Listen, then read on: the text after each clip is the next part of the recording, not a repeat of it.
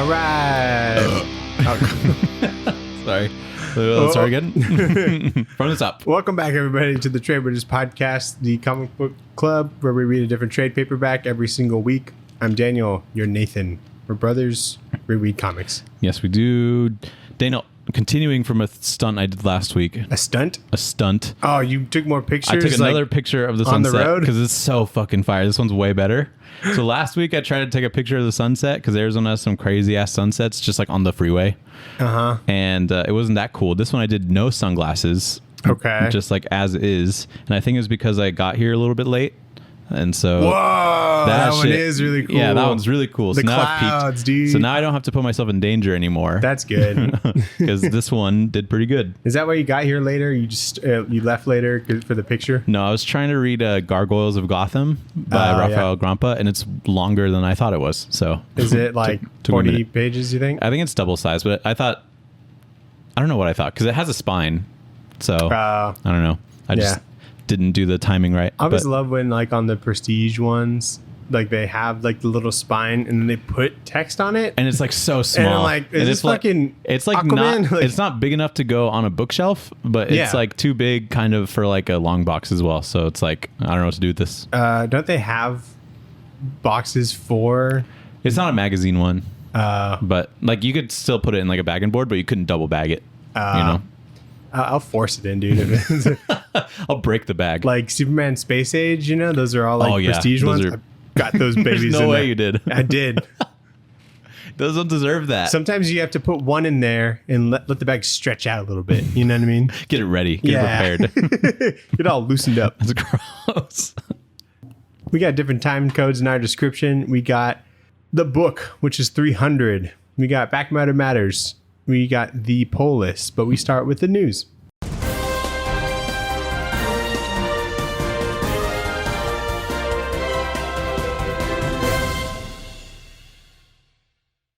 Lots of fat, stinky news this week. It sure Daniel. is, man. It's reeking in here. Starting off, finally, everybody's been asking for it. DC's Kite Man series is going to be releasing on Max in 2024. Yeah, dude, we got a little trailer, little teaser. Little trailer for it.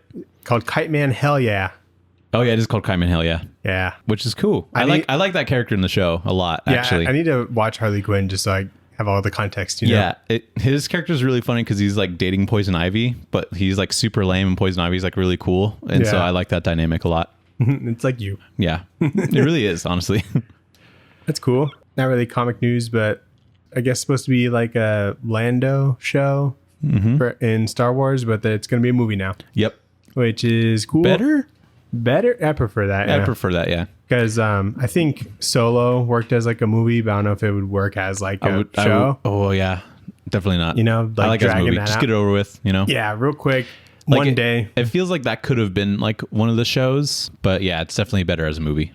Yeah, so. Weird news. You probably saw this, but in a shocking statement, Bill Willingham, the creator of the beloved comic series Fables, have you heard this? Yeah. He has released the franchise into the public domain.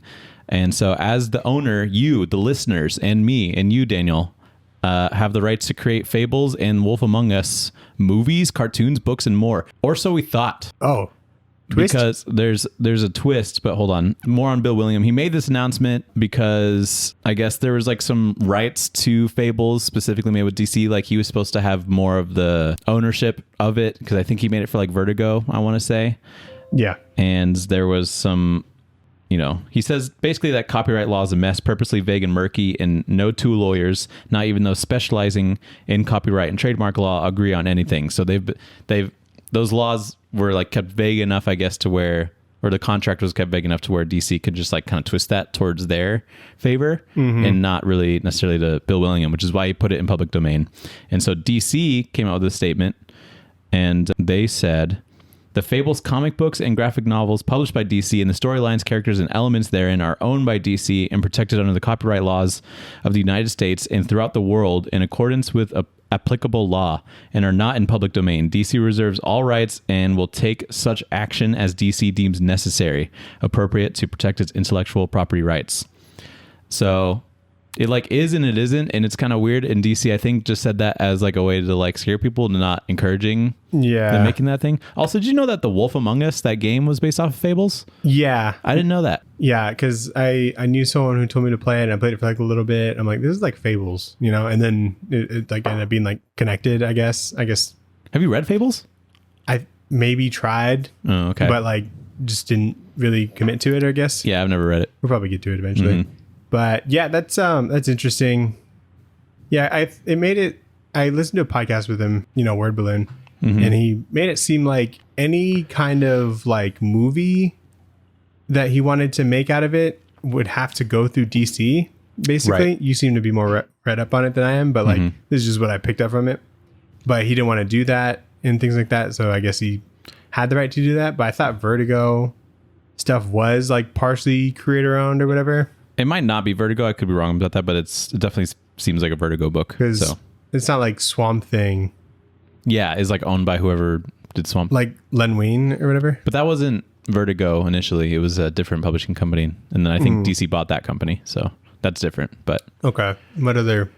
Like Why the Last Man? Yeah, Why the Last Man. There's no issue with that. Yeah. I guess. So maybe it wasn't Vertigo, but very interesting. You don't see people just releasing shit in the public domain. So that's interesting. Yeah, that was definitely odd. Yeah. But it seems like he's still working on stuff, which is cool. And I didn't realize how big like the Fables like universe was. Like there's a lot of like spin-offs and stuff like that. Yeah. There's like a book called like Unwritten and stuff like that, and like a different solo series for all the different characters. And I think there's like a bunch of public domain characters in that story anyway. So it's which is weird because like there's like Sleeping Beauty, I think, and stuff like that, and just like all like those like old Disney characters that are in public domain. And so it's weird that they think that they have rights to that, but I think it's just like the concept of those characters like those being in the real world or whatever. Yeah, any original characters for that. So very interesting. Yeah. This might be cold news. Maybe we've talked about it even on this podcast, but Sean Murphy is going to be making a Zorro comic called Man of the Dead. I think we just knew about it, but we didn't know like the title. Yeah, it looks like, you know. Is he drawing? He is drawing it, and Zorro has like a sugar skull thing going on his face. Looks pretty cool. That's cool. Yeah. I feel like he probably could have done more with like the cover, but rather than just like a headshot. Yeah. Seems cool. Nathan, you know the One Piece show? They got renewed for a second season. That's pretty cool because it was like pretty expensive, right, to make? $17 million an episode. So the second most expensive show on Netflix other than Stranger Things. I thought Sandman was the most, no? It was up there, but not most. Up there? I think that was more like 10 million an episode. Okay. Well, that's good. Still pricey. Yeah, the Weebs came through. Did you watch it? Not yet. It's actually really solid. That's what I've heard. Yeah. Yeah. The first episode is like super fun. Okay. Yeah. In other live action news, we got a trailer for Aquaman. Oh yeah. Aquaman number two. Lost Kingdom? Probably. Sounds right? Where'd the kingdom go? I misplaced it. Well, the ocean's so big, they know. You know, 70% of the Earth. What ocean is it in? I don't know. The Pacific. Go look there. Maybe. Patrick Wilson is looks back. Great. He is fucking jacked, dude. He's so big. How is he so big? How does he do that? I was like, understand. Whoa, who is this? And then like, he's talking to Patrick Wilson right now. Yeah. And so pretty cool. Yahya Abdul Mateen, is that his name? Also jacked, dude. Also jacked, and I like seeing him and stuff. I love that guy. Yeah. I don't like how like this movie has the same villains as the first one, which is very weird. It's a different. It's basically like The Black Boys Manta. season 2. You know, it's like it's just Homelander. still Homelander. We gotta get Homelander. He's got big beams that he could shoot out of his eyes. Well, because Black Manta wasn't. No, he was the villain in the last one. This same Ocean Yahya Master Abdul, and Black Manta. He's teaming up with Ocean Master. Oh, people think he's gonna. His kid that he has in it is gonna die. Yeah, dude. It's like a thing. We should read that run. I didn't even know that was a thing. Who did that run? Do we know? It's old. It's called. I want to read. It's that called trade. Death of the Prince or something. Or Death of a Prince. I want to read that trade. I don't care if it's like number 6. I just want to read the one where the baby dies. We will, yeah. Okay. It's like a big thing that happened that people like don't like in comics. Yeah. Like a baby dying. I love that shit. Yeah. I love when babies die. No, I like the controversial stuff. It's like on the same level as like Invisible Woman's like boob window outfit, you know? People or up in not arms controversial. or the Clone Saga stuff like Clone that. Saga. I think people were Actually, coming around on it, maybe, but on Clone Saga. yeah, Maybe. I don't want to read it, but yeah. But yeah, it looks fine. Is this like the last thing before we get actual? I think new Blue Beetle is DCU? technically a part of it. Blue Beetle is like the start of it or whatever, but Yeah. like this is the last thing that was in production before James Gunn came on, right? Yeah, Okay, cool. so The Marvel's Avengers game is going to be delisted forever on September 30th. what does that mean? It means you can't get it and you can't play it anymore. So even if you bought it, you can't play Even it if you bought it, you can't play it. But guess what, Daniel? It's on sale right now, so you could buy it right now for like a little. for like $10. So, Dang, is it worth it just to see how bad it is? $10? No.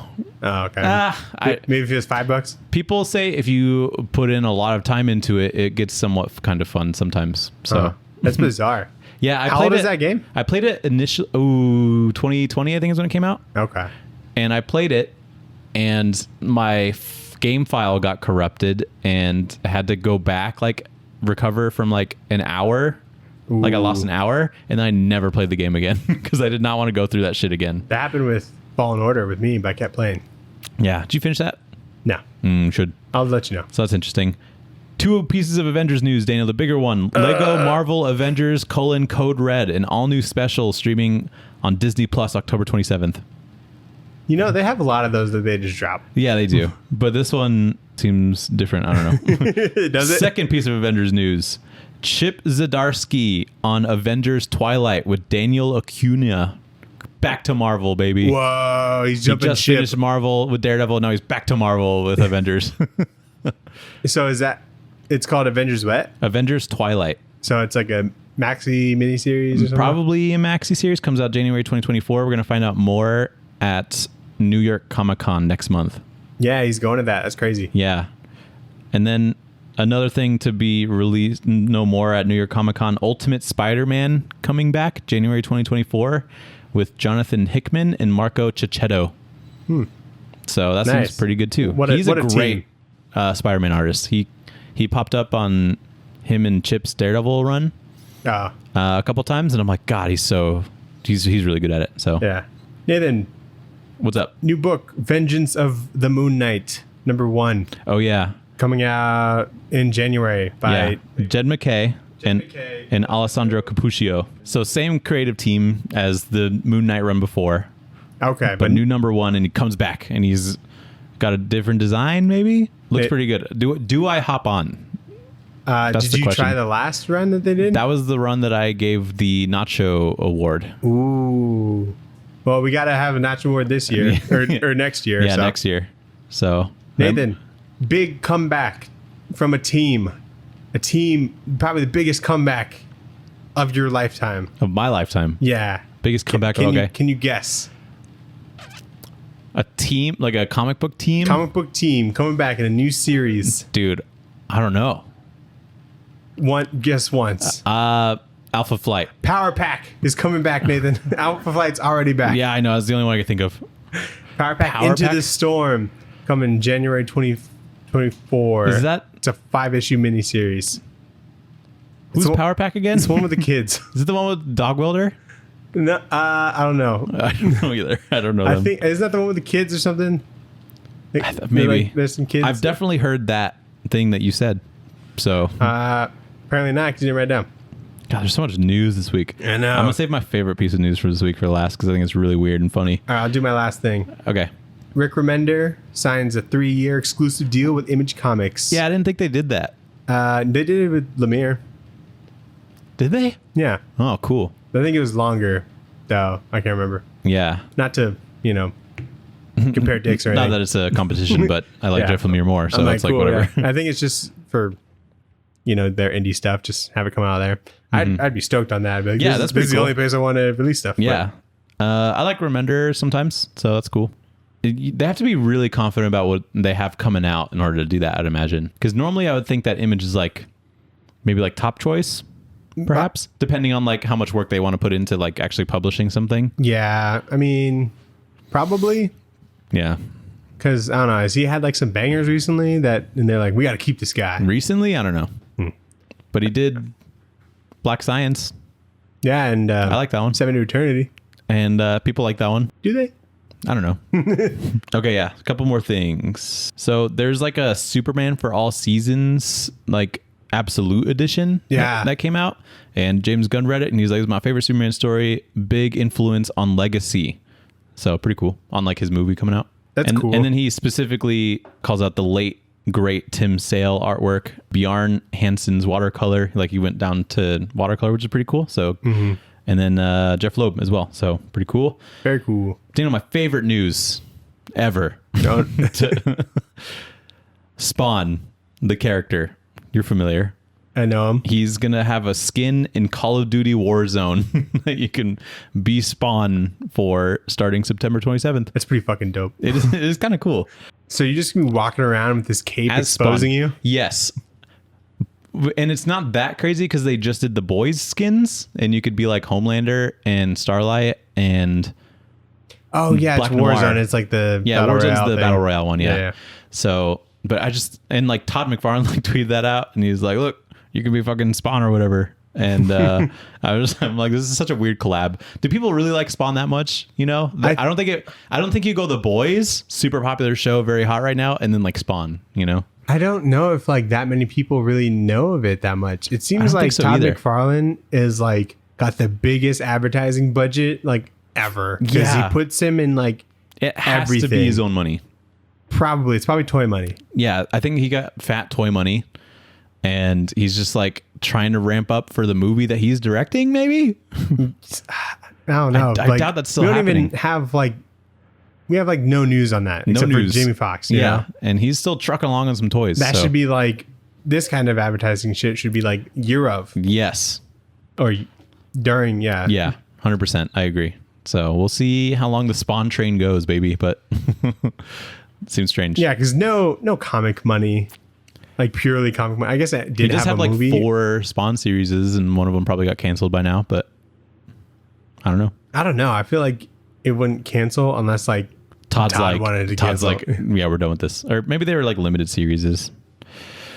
But yeah, that guy, he puts everything into Spawn. It's kind of respectable, you know.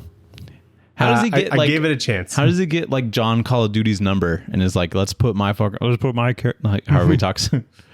Let's put my character into. Listen to this or whatever. That is kind of how he sounds. All right, You know Spawn? Everyone loves Spawn. that's pretty good. Uh, And what I was doing Spider-Man. you're mixing it with like Kermit the Frog. Yeah, that's the only thing I could do. You're actually doing a very good Patrick Mahomes right now. Oh yeah, he does have like a weird raspy voice. Oh, I'll catch up. I got some mistake. Is he gonna sound? It's Jake from State Farm. Hi. What made him like that? I think just You have to know. Did someone punch him in the throat and he like never fix it? he got there's a penalty called horse collar when people grab like the thing and bring him down. Whoa. He got horse collar too hard. He Nathan. must have. Yeah. Yeah. In That's Texas only- Tech, and now it's a rule because look what happened to him. You ruined every karaoke night Patrick Mahomes is in. He ruined great tackles forever. Yeah. Great tackles. Anyway, Nathan, we have Eisner Award-winning series for Best Limited Series, Best Writer Artist, and Best Colorer that we're talking about today.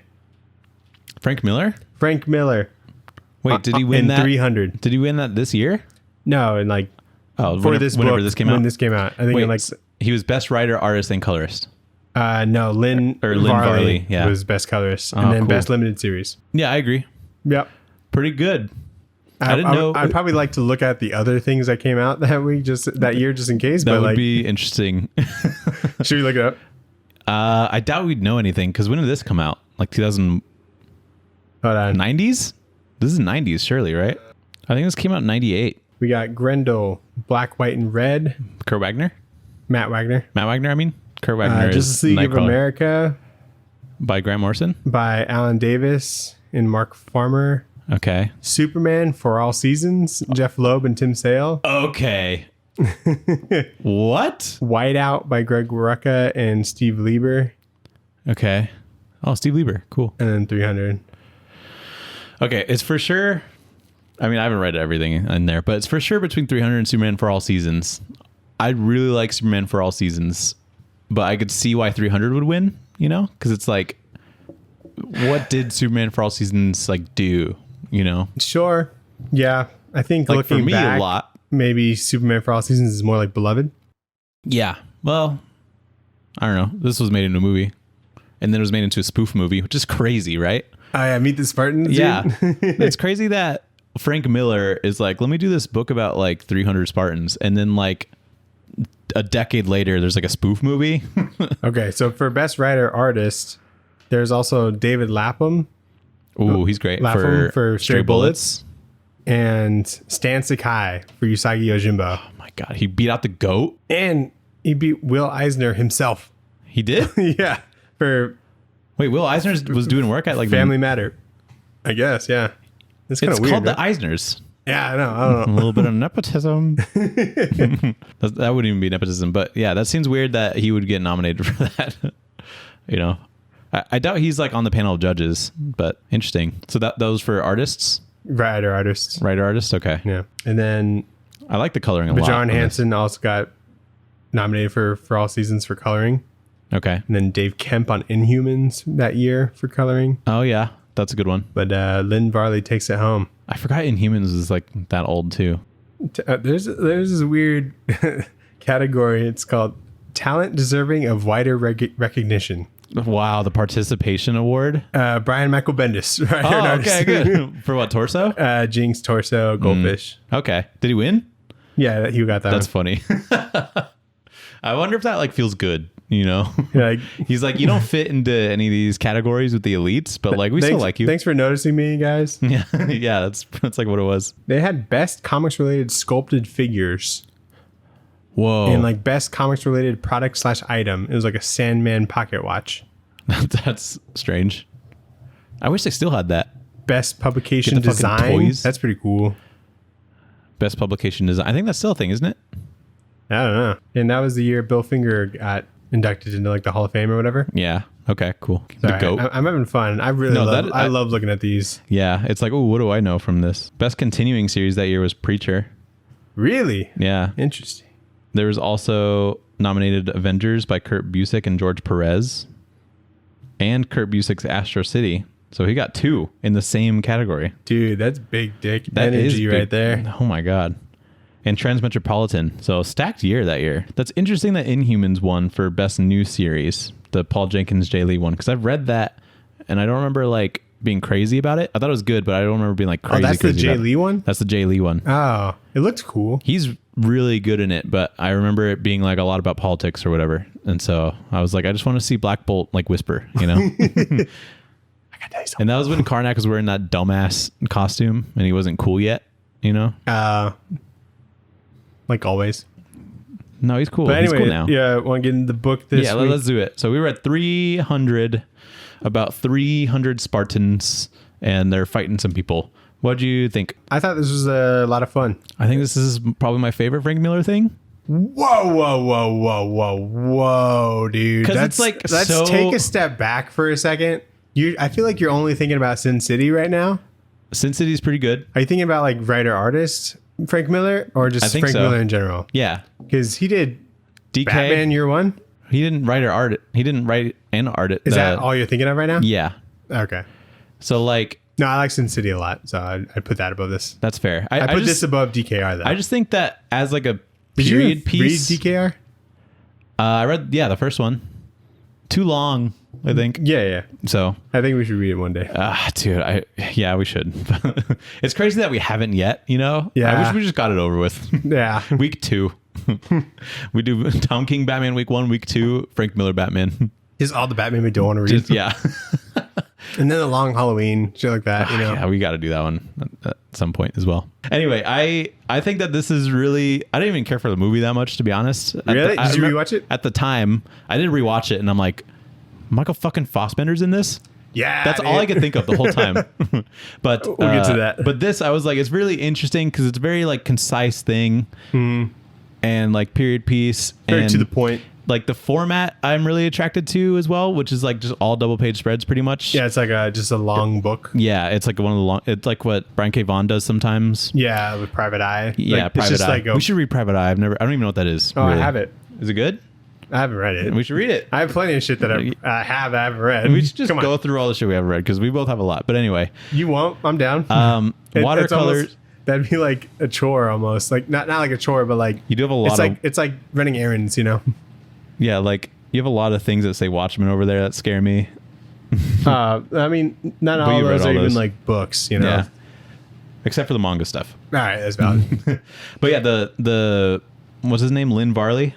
Yeah, he's fucking crazy in this. Yeah, very good. There's a lot of like Frank Miller's really good at just like putting a lot of things just on a page. It's really fun to dissect, and I get it. You know, he's really great at silhouettes. Like I was reading this, and I was like, I get why people idolize this dude. You know, because before, you know, Sin City's fun, and like I get why people like it, but I think this is what made me think like, yeah, I fuck with it. I think like if the movie wasn't a thing, and then we just read this, I'd be like, yeah, it was pretty good, you know.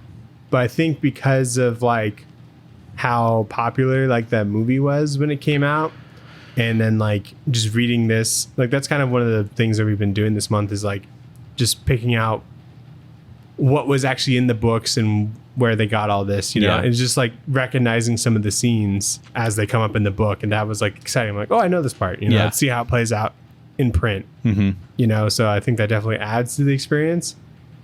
And because like if you like the movie, then you'll probably like the book, you know what I mean? Yeah, exactly. So this was by far the closest between those two mediums for us of like all these books, because we did Wanted, The Mask, and the first one that we did Red. Oh, and all those are pretty drastically different from like what the movies end up being, and this is like super close. Like bar for bar, some lines that I remember being like, that's fucking hardcore are like in the movie. Some shots even. Yeah, like, they say that's fucking hardcore. Yeah, they say that's fucking hardcore. Yeah. So it's interesting to look at it from that perspective, because that's probably the most popular movie of like those four. Yeah, I would say so. Yeah. And so it's like, why don't people just do that more? But not everybody's Frank Miller either. Anyway, let's just get into it. It's 480 BC. Generally means before Christ, in case you didn't know. Some Spartans are just doing a little march. Spartan Stelios has like a little tumble, and he's just like beaten up for it by the captain. And their leader... That's Michael Fassbender's character. That's Michael yeah.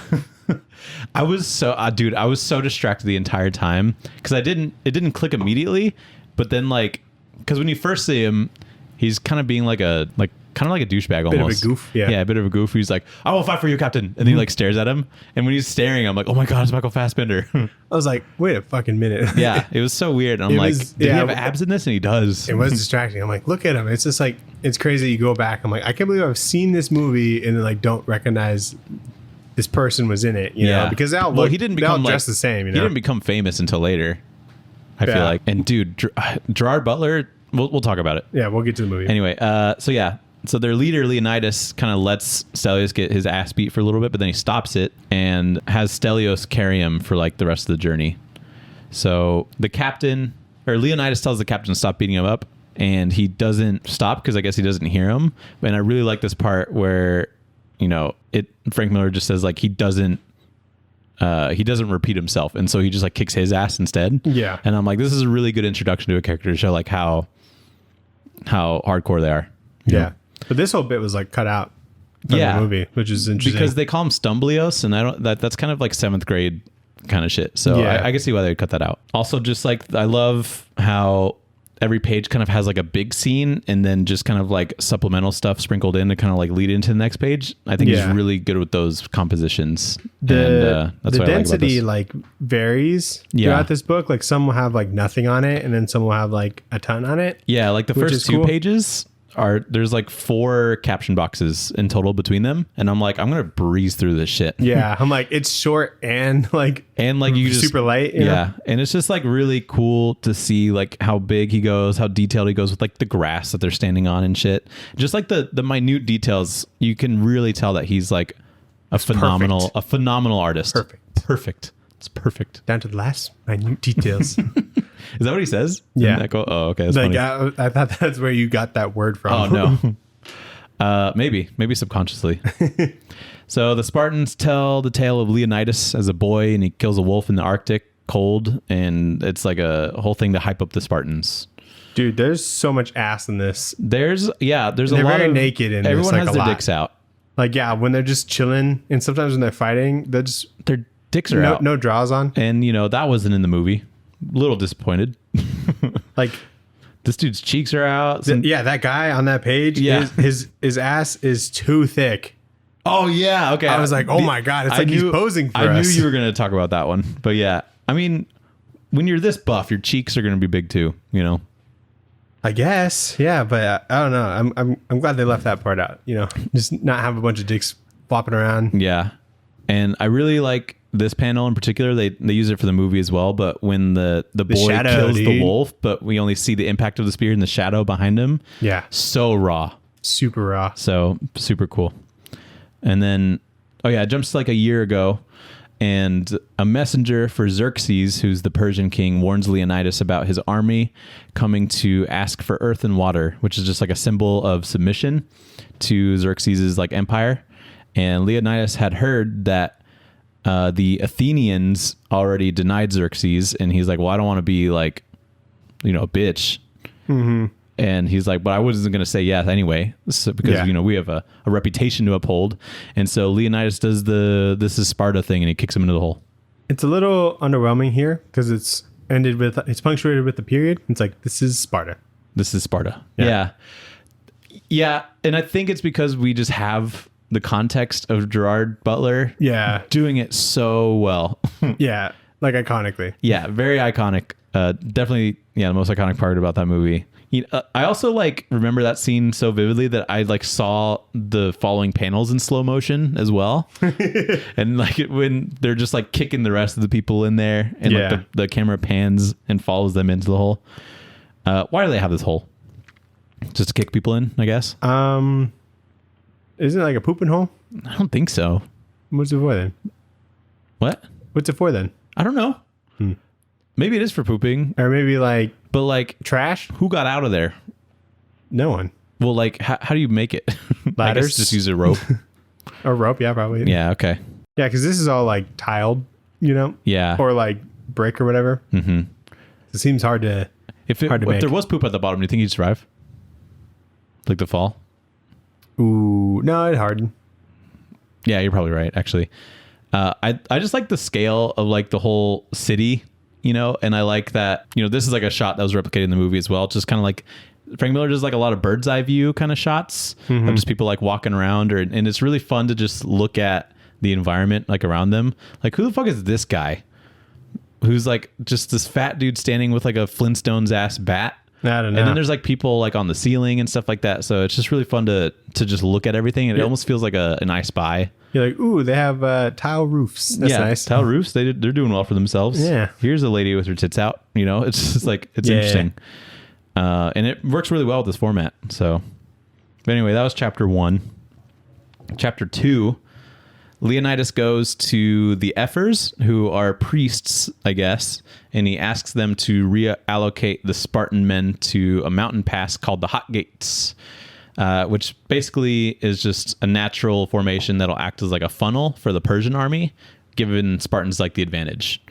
And the priests deny Leonidas because they've already been bribed by Xerxes, and so Yeah, but they don't tell them that. they don't tell him that. Yeah, So these guys are manipulating this Greek law or whatever. Mm-hmm. Because they basically tell whatever the gods say, and you're not supposed to disobey that. Mm-hmm. And they tell him not to go to war. so Sparta is not all of Greece. No, I think it's just in Greece. It's just one of the islands, maybe. I think it's just a small city state. And so Athens, the Athenians, Yeah. right? That's a separate body of people, Yeah, but in Greece. correct. Okay, got it. It's It's kind of different states, I guess, here. Sparta is Oklahoma or something. Okay. And then Not as cool. Choose a different state, please. Rhode Island. Okay, better. And then Athens is probably New York. Okay. I like this. So thanks for translating to American. yeah, and then then the Persians, I don't know, some other. I think that's a different. Yeah, because Persia is like a different country. Yeah, it is. So yeah, that one I know. So Frank Miller puts a lot of folds in his like capes and dresses and shit. That's the best. And like sometimes I'm like, come on, what are we doing? And then other times I'm like, this is really interesting, you know? And so they have like this oracle lady, and she's just the hottest one they could find. Yeah. And like all of these people, I guess, just fuck her. I don't really know the whole thing, but the folds and stuff in the dress like really contour and like informs what's going on with like his actual drawing. Informs titties, Nathan. It informs titties, sure. But I was talking about other things too. Oh, yeah. I wonder how, like, I would love to almost like learn how they decide these sort of things, like the folds, like, because like that's always seemed like Miller does. Yeah, or just anybody, you know, because that seems like the hardest thing to try and do to really add like the realism to these things. It seems like the Frank Miller folds are like when you're trying to make a tie-dye shirt and then you like unravel it, but then you just like don't like don't iron it. It's not all the way It's through. just all folds, you know? So like it's definitely something that Frank Miller does like on purpose. I would assume everybody else just does like photo reference and tries to replicate it as much as possible. Probably. Or like they do like this V tactic, which I've seen before in like art tutorials. With like capes? They just make like different V's on like, for like sleeves at least. It's like a V that they put and like they stagger it and it looks like folds. But this is just, there's like a lot going on. And so it's interesting to see how it like creates context for like the shape of whatever he's trying to do. Because he's really good at it. Shape of boobs. Shape of boobs, you know, in this case, yes. So Leonidas is like, fuck all that. And he goes to the hot gates with his 300 hot Spartans instead. And the Arcadians meet the Spartans and they team up. And so that night... That brings their numbers to 7,000. Yeah. Which is still vastly outnumbered compared to the Persian army because they have like 1 million people or whatever. Yeah. The movie made it seem like it was like an extra like 10 dudes. Yeah. Yeah, dude, it does. You barely even see them. Yeah, because I guess if you just add like these 7,000 dudes, then like it makes it seem like what they did less cool. Yeah. You know, take down like this 1 million person army. Yeah. And like with just 300 less people. Tactical, you know, as well. Yeah. So I could see, why they did that. That night it rains and then they see some Persian like ships get all fucked up. And so that helps, I guess, a little bit. I don't know. Yeah. Frank Miller's really good with his writing in this, just like with dialogue at least. But I really like this repetition where he's saying like we march like a bunch. Mm-hmm. I think that shit goes really hard. And there's also an interesting moment where there's like this distinction made between having men in your army and having soldiers like Sparta does. Mm-hmm. And I think that's pretty cool as well. What I noticed in this is that like Leonidas like knows he'll die. Yeah. In this. Mm-hmm. And it's all like captioned, so it's like what he's thinking. Yeah. Because I can't imagine he'd want to deteriorate their like confidence or whatever. Yeah, he's not going to be like, all right, later, wife, I'm going to go die. Yeah, he's got like no confidence. Like he just knows they're done. I like that the movie expanded more on the wife, whatever her name is. Yeah, adding more of like the kind of like Spartan politics was like kind of cool and things like that, rather than just being like, bye. You know? Like, hey, wife. Bye, wife. You know, because that's what this was. You see like how she is like while he's gone. Mm-hmm. Yeah, we'll talk about it more. But I also just love the deep red that they choose, like in some of these pages, like with the Arcadians. Mm-hmm. Just very cool. They're very distinct. It's very easy to see which one's like a Spartan, which one's an Arcadian. So he has like references for like how he wrote this, like based off of like other books and things like that. Mm-hmm. And this is like obviously happened in like, it might have been like a little dramatized or whatever, but this like happened in history. Yeah. He wasn't. Yeah, he said that he wasn't trying to like be super accurate, I guess, with it. He wasn't trying to make it like a nonfiction type deal. Yeah, and that seems like it'd be so scary to try and do. You know, just like put like a whole story together, have somewhat accuracy to it. You know, but like 10% fantasy, and also make it like interesting. Mm-hmm. You know, and then also like.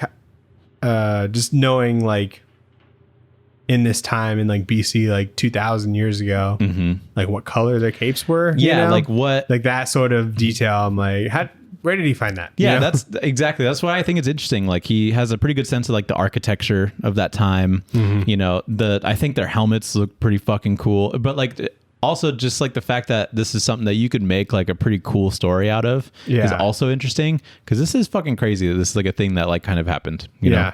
So very cool. Also, like he's like name dropping like certain parts and like mountain structures and stuff like that. So like I think I don't really.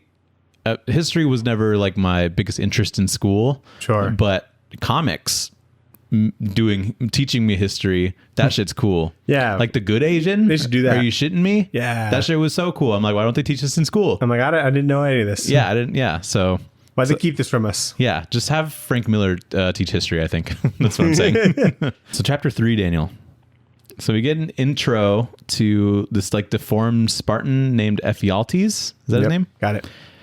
And he's like, I want to help out in the war. And then we'll see him a little bit later. And then Leonidas hears about a Persian ambassador who went ahead of the army to negotiate a Spartan surrender.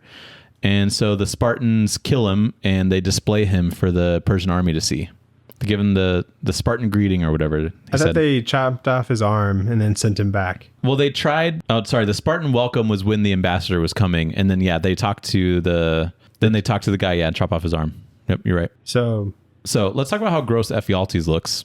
Oh yeah, I thought he looked gross in like the movie, but like they definitely they toned down the hunchback in the movie. Yeah, which is crazy because he's got quite the hunchback. I think it's cool, like his like story, you know, because Spartans will like toss out babies that are like deformed or like small and stuff like that, just like kill them. Yeah, that's made very clear in the beginning of the movie. Yeah, and so Ephialtes, this mother, like, I guess somehow knew that he was going to be deformed or whatever. Or maybe I guess when he was born, like she just like fled with him and was able to save him. And his father was like a warrior. So he has like his armor and stuff. It doesn't like fit him or anything. Yeah. He wears like the head, like, or the helmet, like barely. Like it's like a hat. Yeah. It's kind of like a hat because his head's too big. Yeah. And so he's like trained to be like a warrior. Like he can handle a spear, but he just can't hold up his like shield long enough, like high enough, in order to like maintain the solidarity of like, you know, the wall that they make with their shields. Yeah, the phalanx. There's a scene where we see like the Spartans training, and they're doing one-armed push-ups with like another Spartan standing on top of them, which is wild. Oh, I thought they were just like laying there. No, they're doing like one-arm push-ups. Stepping on these guys. That's insane. I can do that. I can't even do one-arm push-up. Yeah. I can't even do a 2-armed push-up with someone on top of me. And they're doing both, Daniel. I can't even do a knee push-up. I could probably do that. Yeah, so then as the Spartans prep for battle, Ephialtes tells Leonidas about an alternate path past the Hot Gates, and he wants to join Leonidas' army, but Leonidas has to deny him because his disabilities won't allow Ephialtes to be in the phalanx, which is like their whole thing. So it's kind of understandable, but... so after he's denied, Ephialtes is so distraught that he just runs off a cliff. Yeah, dude. I'm like, he just killed himself? I'm like, yeah, that's exactly what I wrote. I'm like, did this dude just throw himself off? Like, he's like so distraught. He's like, no. But also, Leonidas, just like have him be somewhere else. You know, he doesn't have to be part of the phalanx. He send him first. Send him with the Arcadians, you know, or something like that. Yeah. So I don't know. But he like did want to be like a Spartan. You know? Yeah, you could be a Spartan just like in the back. And so they called it the goat path, which was like that was the goat path. Yeah. And so after this, there's like an earthquake, except it's not an earthquake. It's the entirety of the Persian army about to make contact with the Spartans and the Athenians or Arcadians, whoever it is. I always thought in the movie they were like exaggerating like how many people were in that, but like Frank Miller draws thousands of people. Yeah, it's actually insane. And this page is so cool to look at because one of the typical things that like artists hate to draw is horses. Frank Miller is not shy away from that. Good horse. Yeah, he does a good horse. This one's in silhouette, but he does other like for real horses. Yeah. And like, yeah, just this page of the Persian army is so cool because it's clear that they're on like a mountain. There's a lot of them, and it's like shit. Because Leonidas has like 300 guys, and their shields look like they're like stealth bombers woven? Or some shit. They look like they're woven. They look like they're made out of like baskets. Oh yeah, it kind of does, huh? Yeah, that looks weak as hell. They're gonna die. It's basically just like a shade, you know? Yeah. That's all it's good for. And then we see the phalanx from the Spartans, and that shit looks pretty cool too. Which is you just see Leonidas, and he's the only one whose helmet has hair. Yeah, he's So that's easy to... the leader has the mohawk. Yeah, I didn't know that. I thought they all had it, and so it's kind of cool that he's the one with the hair. Yeah. So then chapter 4, the fight starts. It goes pretty well. They push some Persians off a mountain, and they shield themselves from the arrows, and then successfully fight off another wave of Persian soldiers on horses. So The immortals? the immortal, or not the immortals yet. There's like a second wave of people, and they did like a triangle thing. But yeah, Frank Miller has such a good sense of silhouette, and like this page in particular, it is recreated bar for bar in the movie because it's so effective. It's so sick. It's so cool. Like they're pushing. It's the one where they're like being pushed off the mountain, and it's like going very slow in the movie, and it's just super cool. So yeah, like lots of action, and it's really fun to just see a bunch of men piled on top of one another. Yeah. Like Frank Miller's so good at that, and he always has been, I feel like. Like all of the battles are in this issue. Yeah. So it's a lot. It's definitely more spread out in like the movie, which I think works well for having like a movie length thing. Yeah, definitely. But this one is definitely probably the most exciting. But I wouldn't say like 1 through 3 were boring at all. No, I was really interested. It was like a really good build up. Yeah, you know? he does a really good job setting up like what's going on like very quickly, like first couple of pages, and then like just what the strategy is going to be and like all the different parts. It was very entertaining. And then this comes up and he like totally pulls off all the action, all the chaos, but like you could still see how organized Spartans are and how unorganized everybody else is. Yeah. And so then we see Xerxes for the first time. He approaches with like a small unit to negotiate the Sparta's surrender, but Leonidas denies him, very confident that his soldiers can stand their ground. And some really good stuff happens here. A line that I really like is, "You have many men, Xerxes, but few soldiers, and it won't be long before they fear my spears more than your whips." Yeah. That shit's hard. Bar. Yeah, that's a bar for sure. And you know, the Xerxes design is insane, and they do a really good job like replicating that in the movie. It's just like the cheek piercing. I'm like, what is that? Yeah, I'm like, why would you do that? And then there's like piercings that like go across his face, like between his eyes. Yeah, they're like chains or whatever. Yeah, and so he looks really cool. I think, you know, it's very clear that he's like he thinks of himself very highly. Yeah, and so just like it's like just because he's like a bit taller, you know, he's like, oh, I'm a god king. Yeah. You know? And like the fact that he's like on this throne being carried by like 20 slaves. Yeah. You know, what a dick. Like you learn a lot about this character before he even says anything, you know? Yeah. Because there's a build up and like they're saying like Xerxes, Xerxes, Xerxes. And then you see him and you're like, okay, I could see why he thinks that of himself. Right. But like, it's crazy to be carried by like 50 guys in this way, right? Like that's insane. You could just be like carried on like a surfboard by like 4 dudes. It could be like one chair. This is like a whole fucking staircase and a chair thing. So it seems it looks like it's made out of like gold. Yeah. You know? It seems very heavy. There's like 2 gargoyle things, you know, that are bigger than the people carrying it.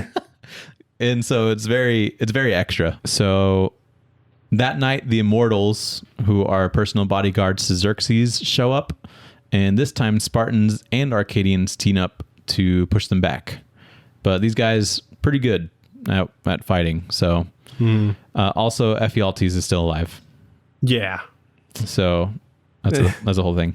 It'd be really funny just to have that scene in like the movie where he's just like, no, and he like just jumps off this like cliff or whatever. Yeah. And then to later be like, I'm gonna fuck this guy, you know? He like lands on his hump and survives or something. Yeah, he's like my hump broke my fall. In the movie though, like he has like a one big eye as well, which I thought was a little distracting. I remember that, but like you can really see like the CGI of like his eye being enlarged. That's or whatever, why I thought it was a little distracting, but which still cool though. Yeah, this Immortals design, I don't know if this is like accurate to history or whatever. Pretty fucking cool though. Yeah, recreated really well in the movie. Super well in the movie. I was like, oh dude, is this like a real mask or something? Yeah, like, it must be, or I'm almost convinced it is. Or they just like nailed the design. Yeah, there's also just like this weird strategy where they piled up the bodies and then just like pushed them over to take out like maybe 5 immortal guys. Yeah. And so it seems like a lot of hours of work. Tons of work. To take out like maybe 1% of the you immortals. stack them like 10 feet high and it's like very 200 structurally pound bodies. sound, it seems, as well. Yeah, 200. Yeah, and it's like, how did you and do then this? enough room for you could stand and still push it over? You know? It's very the logistics there. I mean, I'm not like a war tactician or anything. Sneak attack, pretty good though, I guess. Yeah. The thing is like You think also you'd be able to just dodge it if you're like there, and then Leonidas is like, push. I would like stand back a little bit. I'm like, they're pushing something. Yeah. So what was the thing called, the shield that they make with all their shields? A phalanx. A phalanx? Yeah. I don't know why they didn't just like keep doing that. Yeah, in the movie they like break it, and I'm like, this is how you die. Yeah, I was like, don't do that. Because just have them keep going, and then like maybe take turns, like just, who gets the front. Like, be annoying. You know, it's like when like you're campers. fighting as kids, and then you lay on your back and you do the thing with your feet. Yeah, and it's like, I can't get past this. What am I supposed to do? You win. Yeah, especially if there's like a million people coming. Yeah, and it's basically unstoppable. Yeah. I definitely thought that in the movie, and I'm like, their whole thing was the phalanx. Like, you can't get past it. I thought that was the only purpose of having it right there. You know, because it has this little so they could like push it back. Well, split. they did it at first, and it was really cool. Yeah, I was like, this is perfect. I would watch this for like an hour. Yeah, I know, but they have to like make it interesting. They have to show how cool Leonidas is or whatever. So yeah, but I was like, as soon as they broke it, that's when people started dying. Yeah, I know, and I'm like, no, go fucking figure. You know. Anyway, chapter 5. So Spartans fight off more waves of the Persian army. There's a couple of Spartans that die, but not nearly enough for Xerxes to be happy with. So Xerxes bribes Ephialtes with women in power to get the location of the hidden path that goes behind the hot gates to flank the Spartans. And there's like a scene with the Spartans after like they're done fighting, and there's a line from Dilios who's covering like his wounded eye, and he's like, it's just an eye. The gods saw fit to grace me with a spare. Yeah. I was like, it's like a joke, but like a cool guy joke, you know? I know. And I'm like, that's cool. To be that chill about like, he's like, don't worry, I got another one, Yeah. And so Leonidas hears about the Persians going through the hidden path. So they prepare for one final stand against them, and he sends Dilios back to tell the stories of how the Spartans fought for freedom.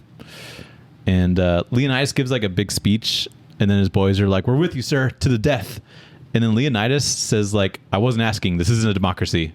And I'm like, that's so out of pocket. Like, your boys are with you. They're like, yeah. And he's like, I wasn't asking. Like, you just have to do it. Yeah. You're killing the vibes, Leonidas. Yeah, just roll with it, Yeah, just be like, thank you.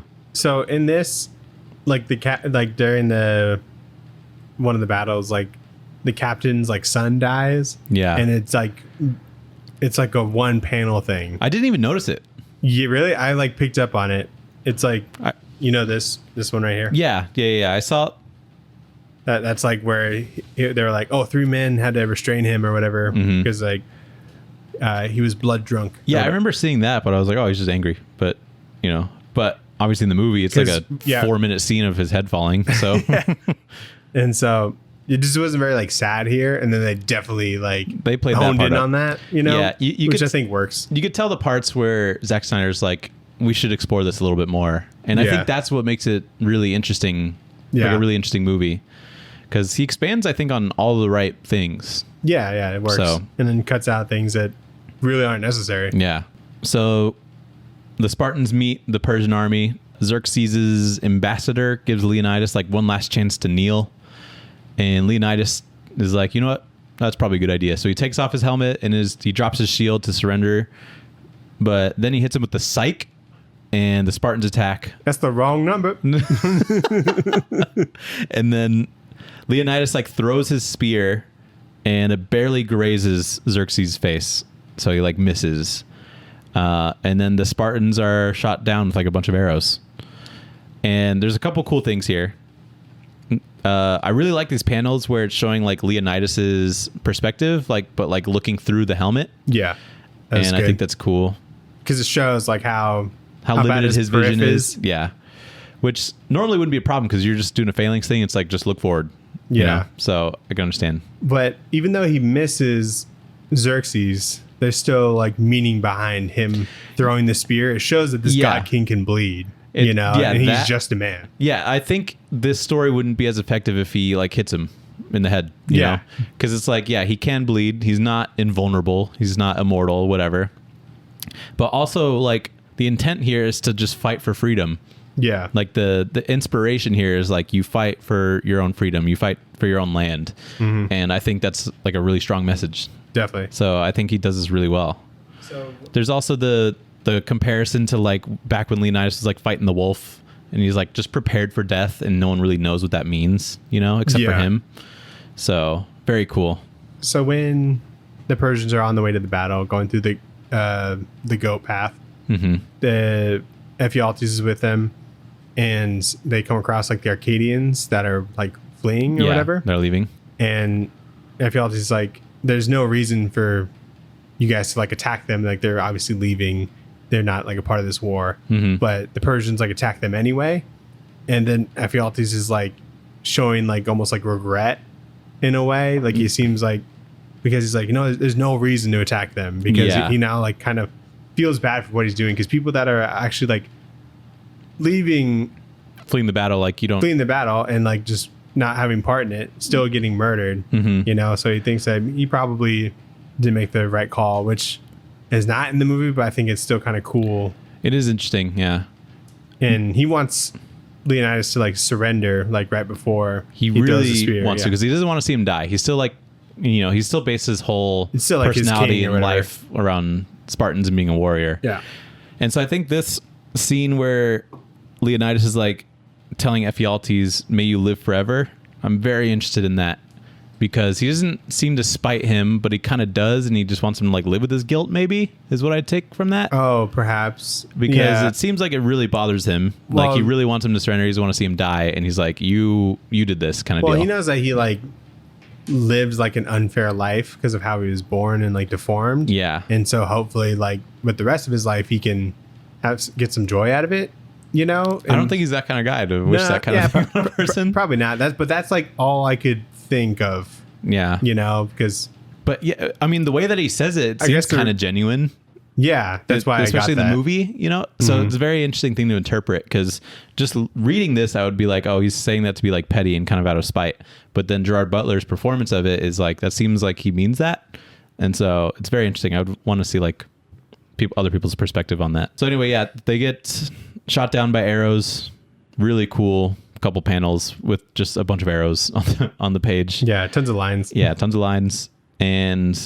But their spirit lives on throughout the stories of Dilios, who's like a really good story guy, I guess. Yeah. And then a year later, Daniel, there's a new generation of 10,000 Spartans that live to protect Sparta. So the story of freedom and fighting for it, that inspires 10,000 other people. And he somehow trains 10,000 people in a year to be Spartans. Yeah. He had a little bit more of a notice, I guess. I'm confused by that. So is it like other Greek people coming over and they're like, we should band together, or were there these soldiers already and Leonidas only took 300? So Leonidas only took like his best soldiers and only people who had sons, and that narrowed it down to like 300 people. So there is a whole Spartan army that he like left behind. Okay. And he was told by like those priest dudes not to go to war.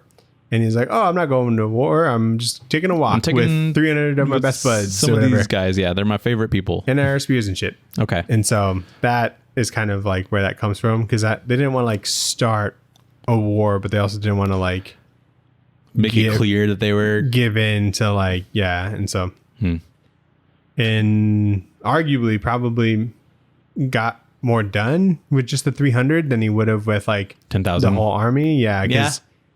Well, because I think like it works better having less when you're in the hot springs or whatever, because it's such a narrow path. Hot gates, yeah. And so, so yeah, really cool. And let's go into Back Matter Matters. Back Matter Matters. There's not really back matter. This is like a graphic novel, so it's like this was just like the story and that was it. Yeah, you know. But it did release in issues actually, so this kind of is. There's recommended reading. There is recommended reading. There's like the Hot Gates by William Golding.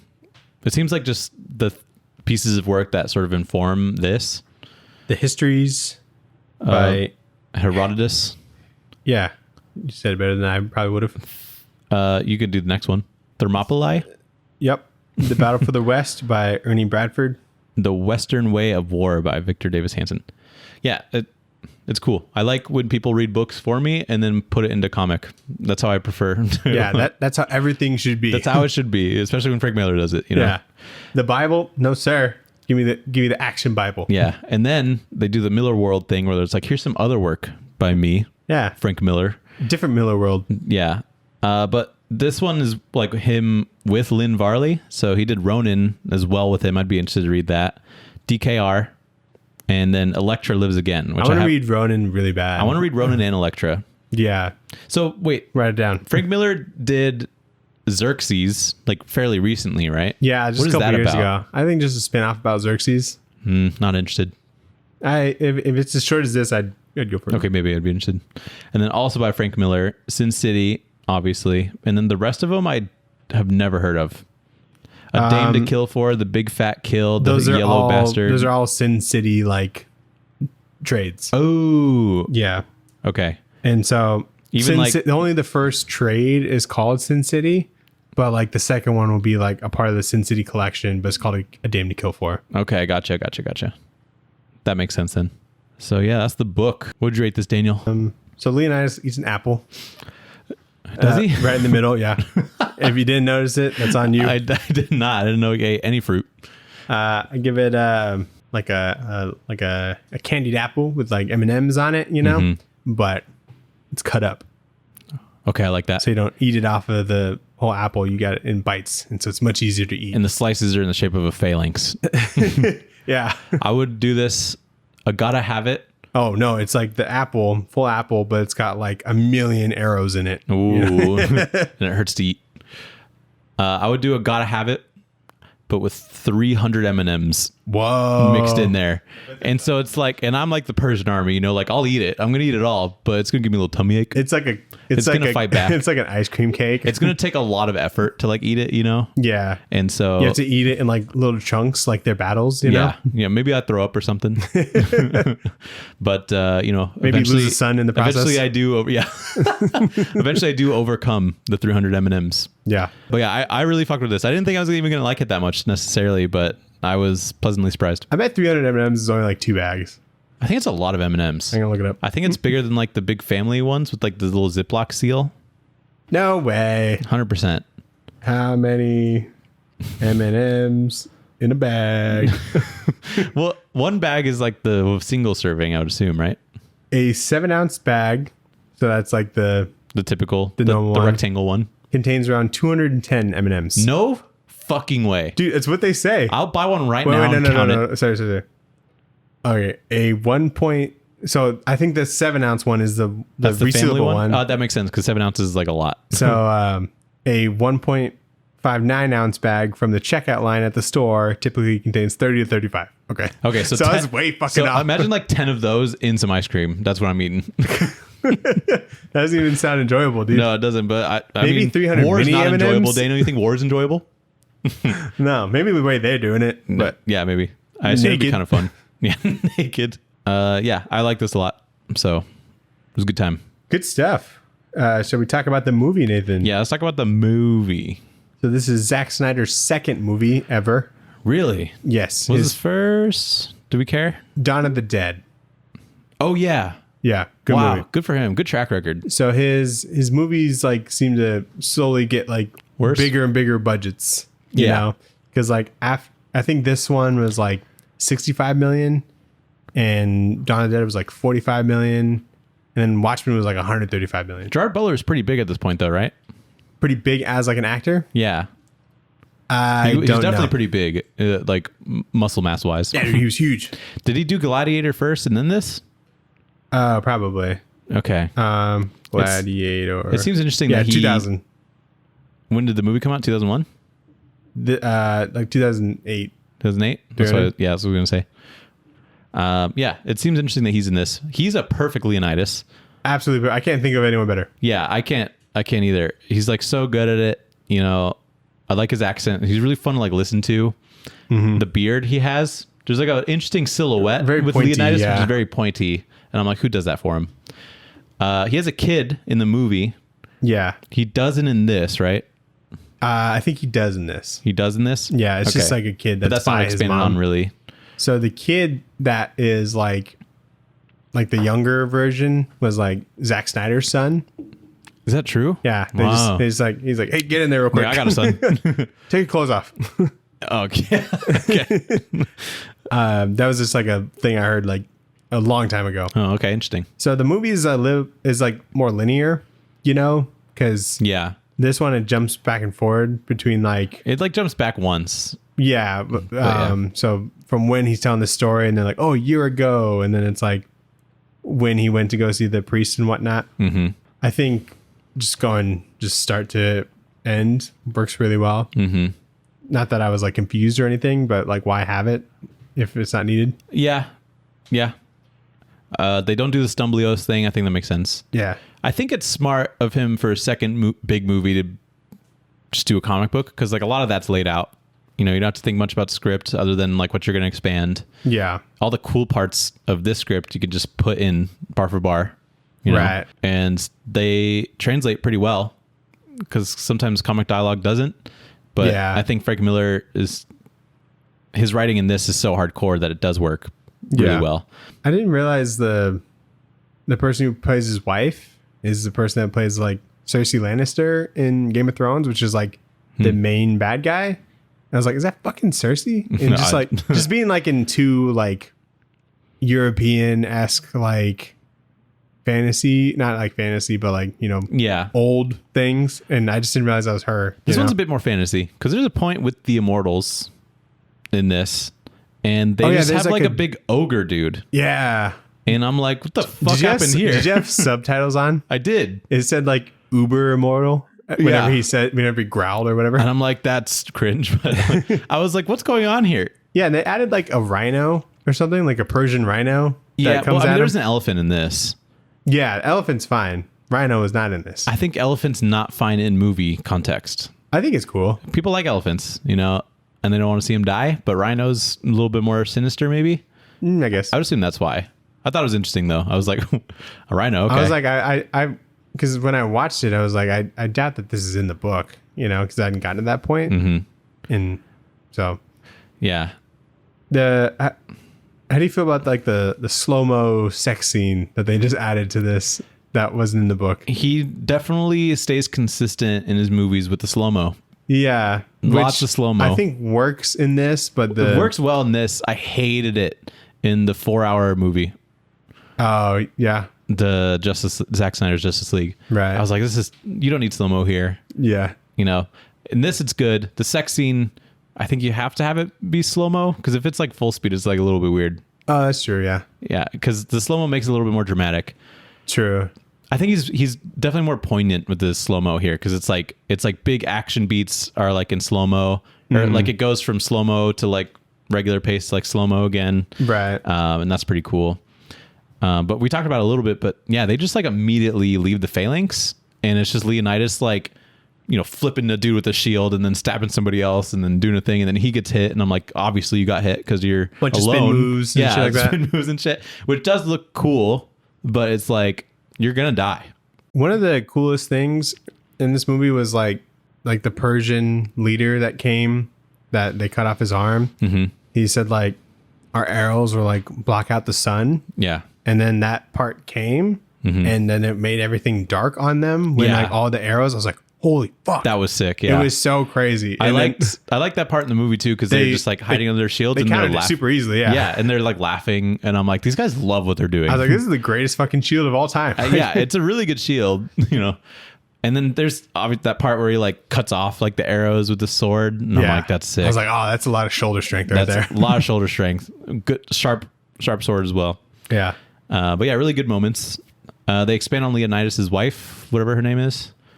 Yeah, I don't know. And I think that is cool, because you could tell why they're married, right? Because she's badass as well. Yeah. They when we were watching this, so Sarah, I like asked Sarah to watch it like for a few days in a row, and then like she looked at like 2 apps and then like gave up on finding a movie. She's like, let's just watch 300. I'm like, let's go. Yeah. And then we were watching it, and she's like, how'd they find so many people with abs? I'm like, I don't know. Yeah, that was like the big talk. I was like, dude, so many abs in this movie. I'm like, this is crazy. And made me want to go to the gym and like, I know, do crunches. Yeah, it's interesting. Made me want to eat a salad. Because like, I feel like the Gerard Butler physique is like perfect. Like you couldn't have gotten any better. Yeah. And then it's interesting because Michael Fassbender also looks really good, but he's like a little bit scrawnier. He's like a scrawny buff. Because like and it's he really, also has abs. it's really hard to be like big and then also just like shredded like that. Yeah. You know, I think it took It must be like Gerard way like 9 months to like get to that. You know, with like, and he had like 6-hour training days. wow. I'm like, holy shit! That feels kind of productive. But And like you have to do like the dehydration thing to like really make your abs pop. yeah, And so like he's like, and when every scene you're in, your abs are out.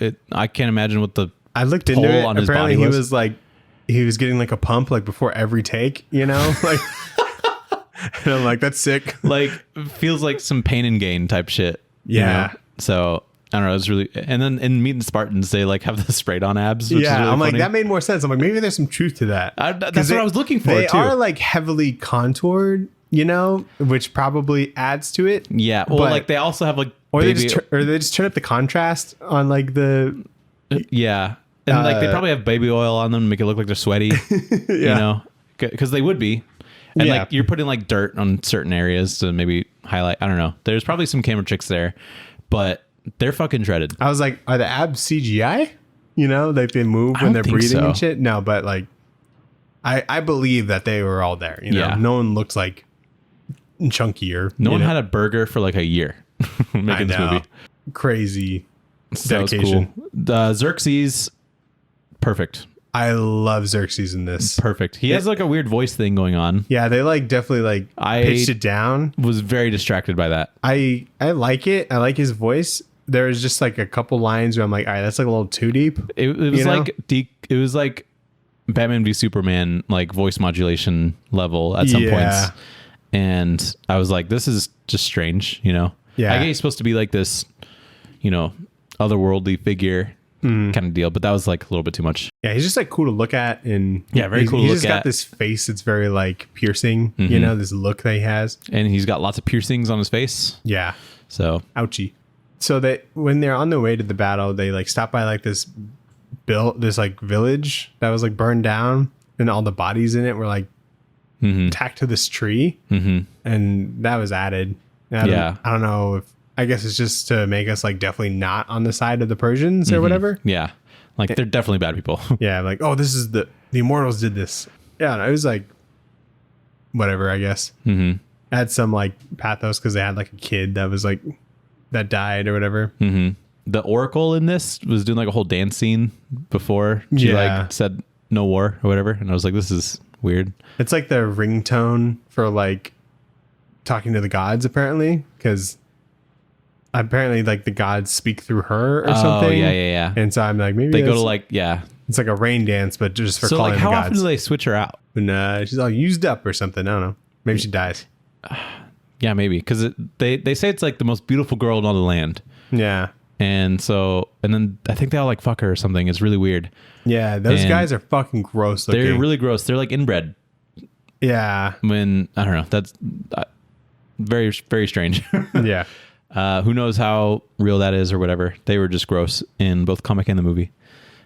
So with the $65 million budget, it made $456 million Oh hell yeah! worldwide. So I'm like, that sounds right, because I feel like everyone It was knew pretty about big. this. Everybody like still knows about it. Yeah. You know, like and then you have like a whole spoof based off of it, you know? yeah, exactly. Which I think elevates that movie as far as popularity even more. Right.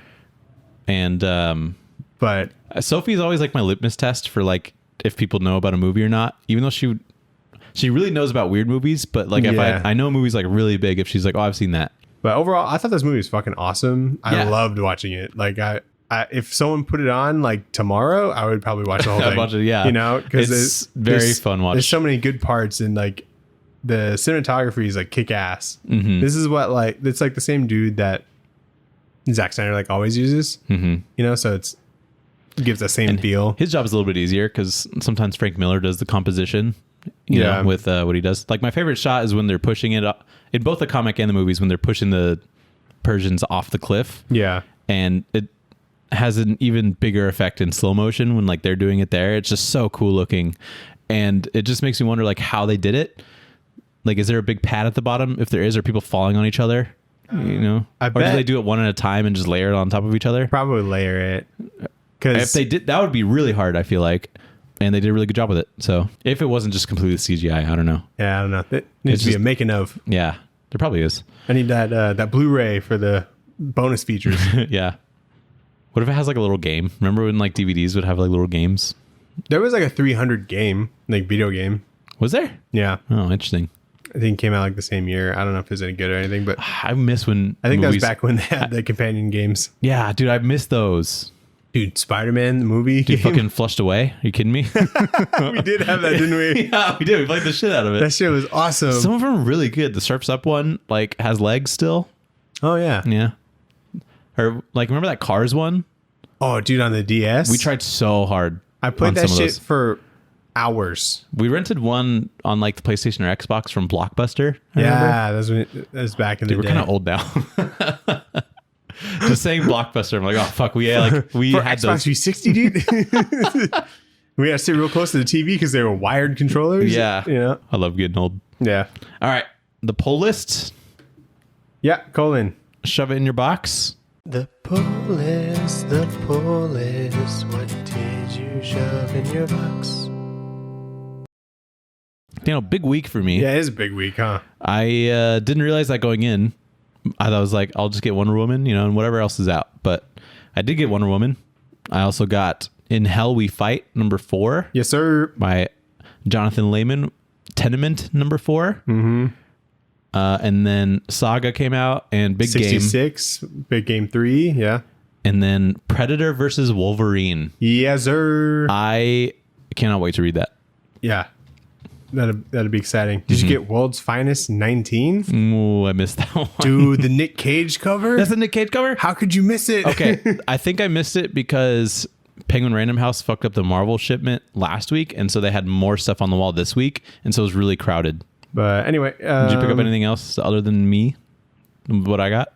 No, we were pretty much on the same page this week, it looks like. Mm-hmm. There's a Joker manga. I remember hearing about that, yeah. Also like a Superman one and like a Batman one, I think.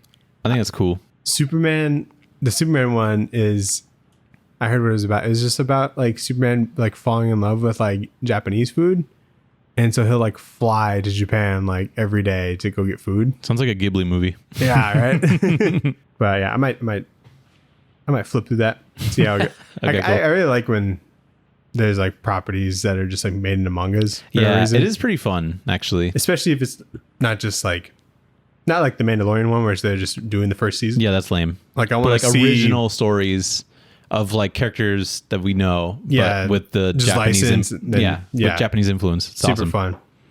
Like I think they like nailed like Deadpool. Like it works really well in that style. Yeah. What'd you read? We'll have to read one. I read Daredevil number 1. Came out last week by Saladin Ahmed and Aaron Cooter. Don't laugh. Okay, nice. How was it? It's interesting. Okay.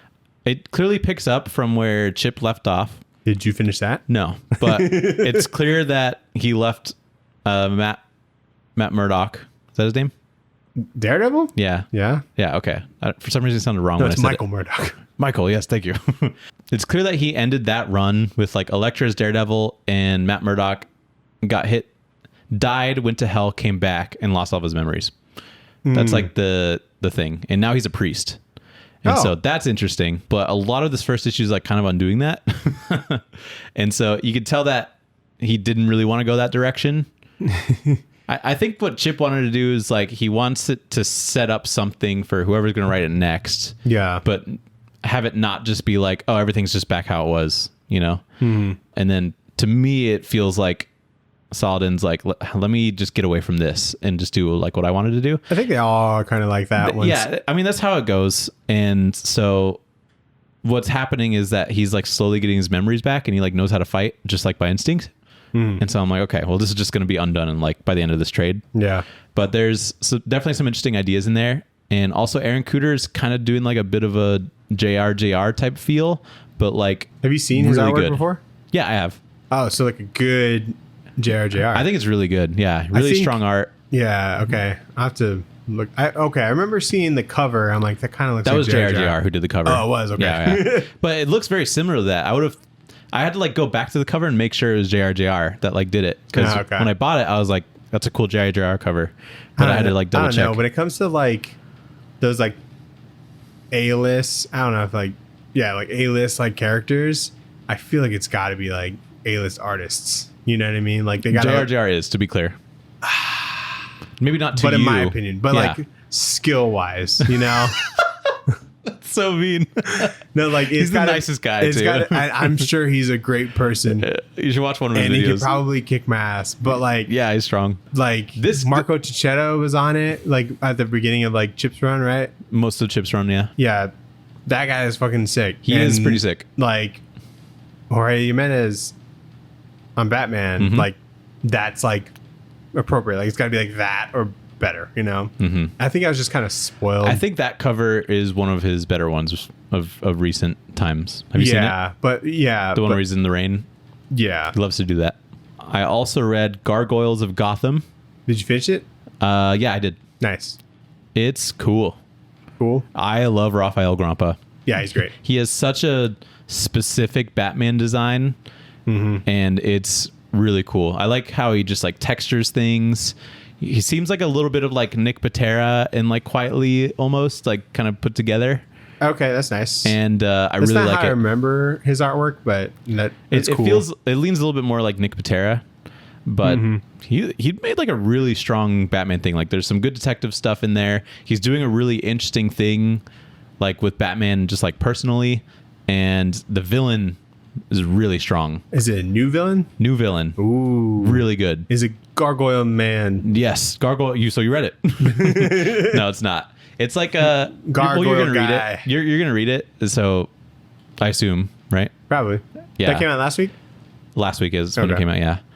But yeah, it's really strong. I think it is cool. There's like some Batman tech where I'm like, I'm confused on how this works, but other than that, pretty cool. Cool. I think it's a very strong start for, especially for like a writer artist. And then I read like half of Department of Truth, like the first issue. Oh, really? Yeah. Just to see if it would be dense? a good horror. Yeah, it's pretty dense. Just to see if it would be like a good horror thing. And I don't think so, but I haven't read the full first issue yet. So if you can't get like an idea of it, it might like end with like a twist that seems like horror, you know, but like the art style for it is really cool. And he would be like a really good horror artist. So I'm not like sure yet, but the setup is really, really nice. So far. Anyway, what'd you read?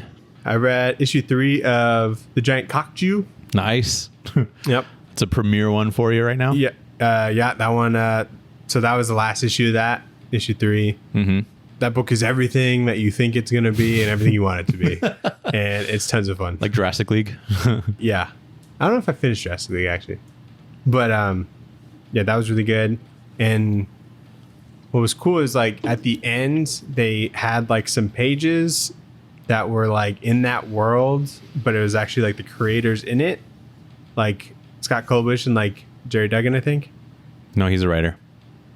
Jerry Duggan? Yeah, he's the writer of Giant Cockjew. Oh, Scott Kolbish is the artist? Yeah. Okay. And so they're both, like, in the book, and then they use those pages to, like, promote their next book that's either coming out or is out already. That's part of the story or like a back matter thing? Like a back matter kind of thing. Okay. And so that was kind of cool. What's the next book? I don't know. Wait, issue 3 is the last issue of that? Yeah, it's only 3 issues. Oh, cool. Yeah, so I don't know if it'd be necessary if it needed another one. We should read that when Godzilla comes out. No, we're going to read a real Godzilla book. God damn it. Yeah, you're right. Speaking of Godzilla, I read Godzilla, Here There Be Dragons, number 2. The one with pirates. Yep. Yeah. What happened to that one? You're on a big kaiju thing recently. I love kaiju comics. I don't know why. It's just like fun. There's not like a ton to it plot wise, but I love seeing how they're drawn. Yeah. You know? Yeah. I can see why. You know, like Andrew McLean did like a Godzilla book. You told me about this, and I didn't know about that. Oh, no. Okay. So he's doing one next? I told you about a Kickstarter that he did that ended like the day I found out about it. Yeah, and then you told me so I could be in the misery as well. Yeah. And so, but no, he actually either did or is doing like a Godzilla book in his like art style, and it looks incredible. Yeah, that's awesome. Whoa. So yeah, I'm a sucker for that shit. No, his Kickstarter is called Snarlagon.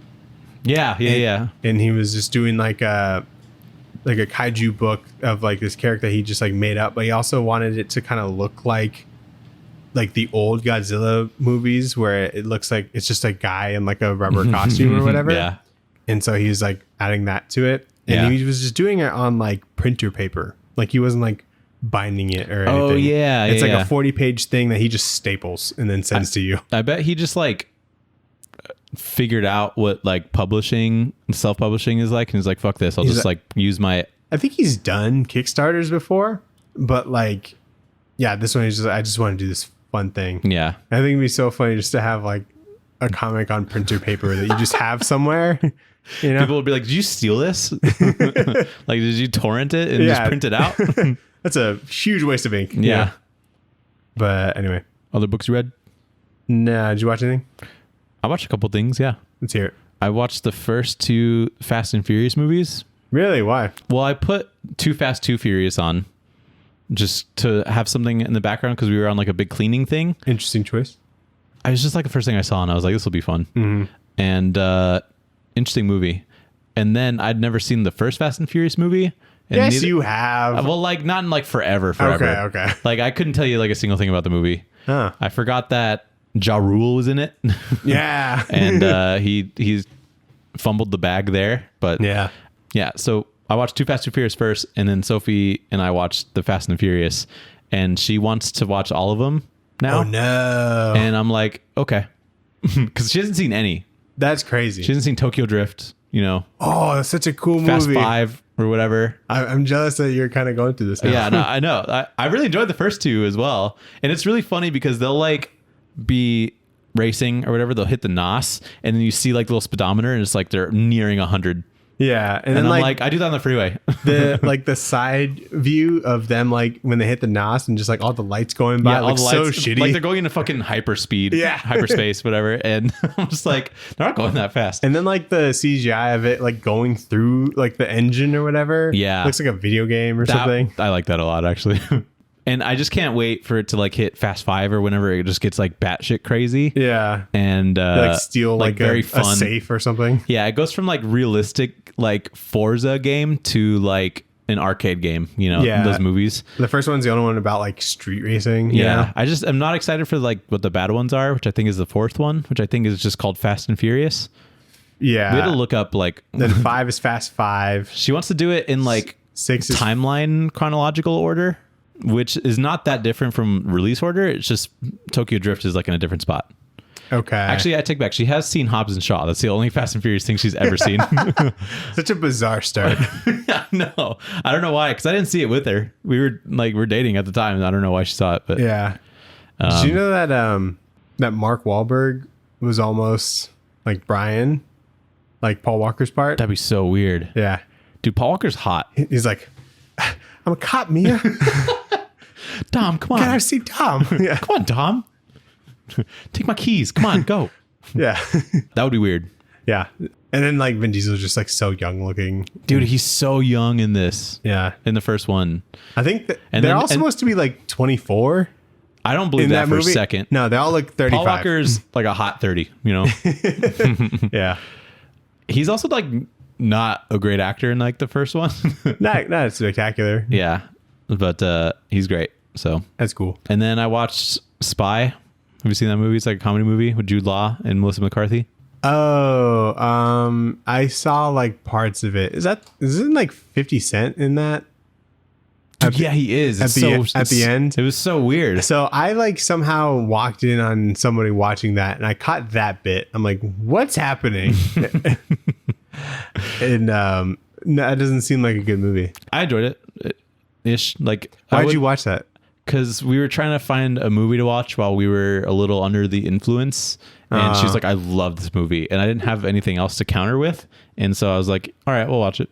And Sophia's like love movies are so strange, to me. Right? It's very fascinating to me. And so like sometimes I want to entertain them because I'm like, what is it about this movie in particular? And like I laughed at some parts, but she like pitched it to me how I pitch things to you and I kind of overhype it sometimes. Yeah. She was like, my dad has never laughed harder at any movie ever.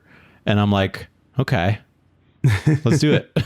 And I laughed at a couple of good parts, you know? So I wouldn't say it's bad. I think the idea is pretty fun and there's some good Melissa McCarthy stuff. And I'm not going to watch Spy. It's literally the funniest movie I've ever seen. I've literally never laughed harder. Literally, you would love it. But yeah, that's what we watched. Yeah. I watched the third Pirates of the Caribbean movie. Oh yeah, you're going through those. Yeah, pretty good, but definitely not as strong as like one or two. What happens in the third one? Who's the baddie? Blackbeard? No, that's like the fourth one or something. I don't know. It's like still continuing the Davy Jones stuff, but like Jack Sparrow's dead, and the East India Trading Company has control over Davy Jones and like the and the Flying Dutchman because they have like his heart or whatever. Yep. And this one kind of sucks because like it's in the chest, he right? Like it's in the chest, and he like forced Davy Jones to like kill like the Kraken. You know, I'm like, oh, that's dumb. That's the coolest part. Yeah. Yeah, and so it's just like shit like that, and so I don't know. It didn't feel like I wasn't really like scared of anyone. You know, like the first two, I'm like, these people are terrifying. You know, but this one, it just like it didn't really have that, and definitely felt like it's part two to something. Yeah, these are all going downhill. Yeah. By the way, and so you're gonna watch like 3 more movies, right? Hopefully, I deterred Sarah enough to the other ones, but she might want to watch the other ones, so we'll see. I think if you're that invested, you might as well just go all the way. You know, because me and Sophie are watching Parks and Rec, and I don't like the last season where they like came back and did one more. You're gonna do it? I'm gonna say no. Putting your foot down, huh? I'm gonna say like we don't need to watch it. You're not gonna enjoy it, kind of deal. And if she like really insists, I'll watch it. Like, because I have never given it a second chance. I just watched it the one time, but I didn't like it because I think it just had such a good ending with like season 6, and then they did season 7, and I'm like, why did we do this? Yeah. So, I also watched this documentary called BS High. Okay.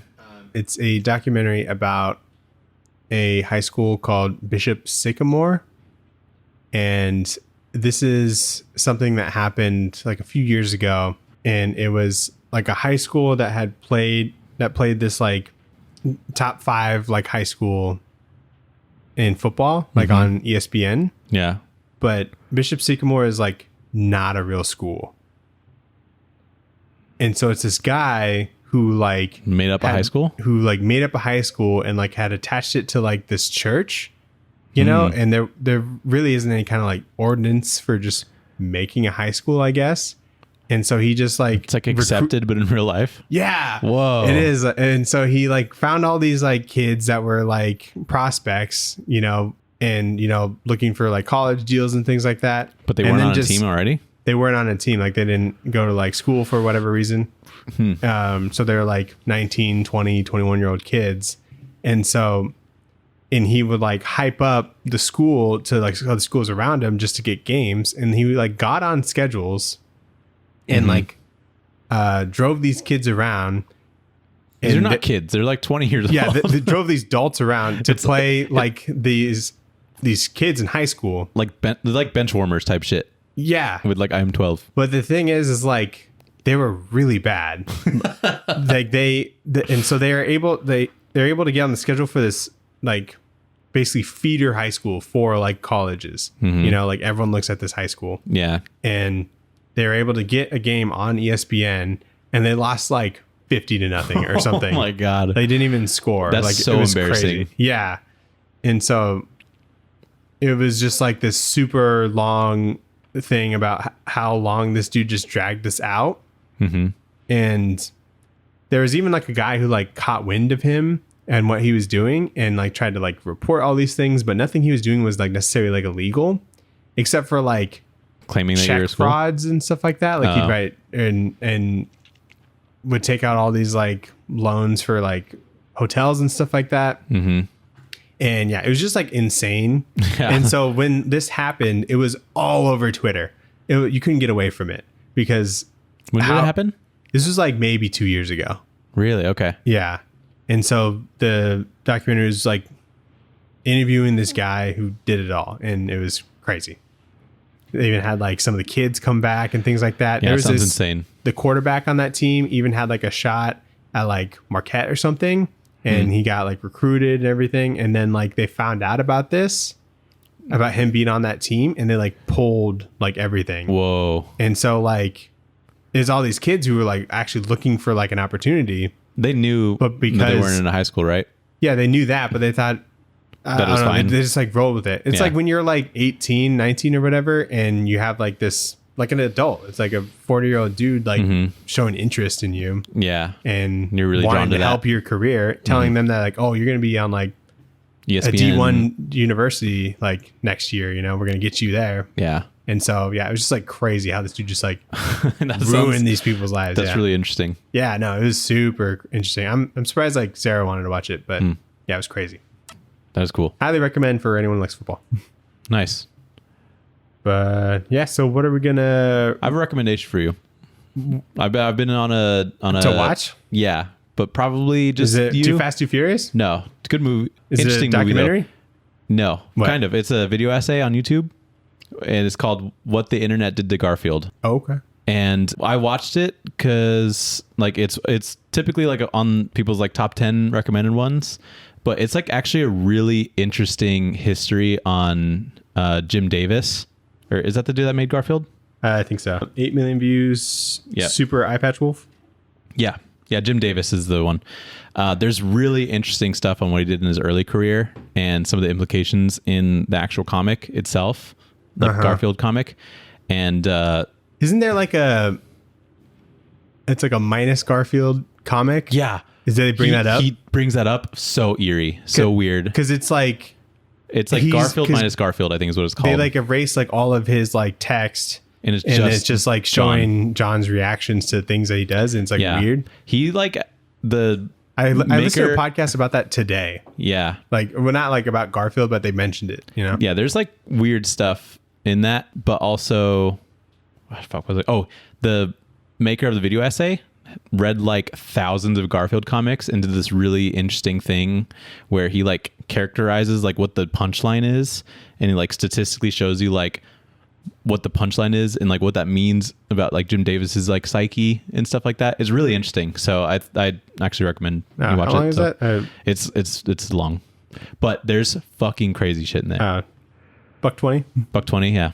So no problem. I recommend that. And anybody listening, it's really interesting. Cool. So, what are we gonna read next week, Daniel? What are we gonna read next week? Nathan, it'll be horror month. Holy shit. You're already. Right. Oh my God. This will come out on the 29th and next one will come out on the 6th. Yep. So what's our first horror book? Pick between Philadelphia and Immortal Hulk. Okay, let's do Immortal Hulk. All right, sounds good. Okay. Yeah, Immortal Hulk. Let's do it. Al Ewing, finally, our first Hulk book, Nathan. Our first Hulk, dude, that's fucked up. And we're not even doing like World War Hulk or anything. Yeah, episode like 184. Yeah, we haven't done all the Avengers like solo series yet. Yeah, like main Avengers team. We never done like an Iron Man book. Have we done Cap? Yeah, we've done Winter Soldier, Cap. Does that count? Yeah, I guess it does. I don't even remember that book. I think it's great. I remember liking it, but yeah. Yeah, we've done Black Widow and Thor and Hawkeye. Wow. Have we done? Yeah, we've done Thor. Yeah, we did everybody but Hulk and Iron Man. So yeah, and we'll never do Iron Man. Maybe we'll do Iron Man. We should Matt probably. Fraction. He did a run. That's probably good. Yeah, right? Warren Ellis did one, so it's supposed to be solid. Brian Michael Bendis did one as well. There's some good options there. Okay. We'll figure it out. Sounds good. You recommend an Iron Man, listener. You have a job now. Yeah, tell us which Iron Man. What's the best Iron Man? What's the best ever Iron Man ever read that's under like 200 pages? Yeah. Thanks for listening. Thanks for watching. We got our links in the description. You can like, comment, subscribe, all that good stuff. Send us an email at tradewaiterspod@gmail.com. Tell us what Iron Man comic to read. Yeah. Any horror recommendations. Yeah, that would be appreciated because we want to do a good one. That's probably top priority. Yeah.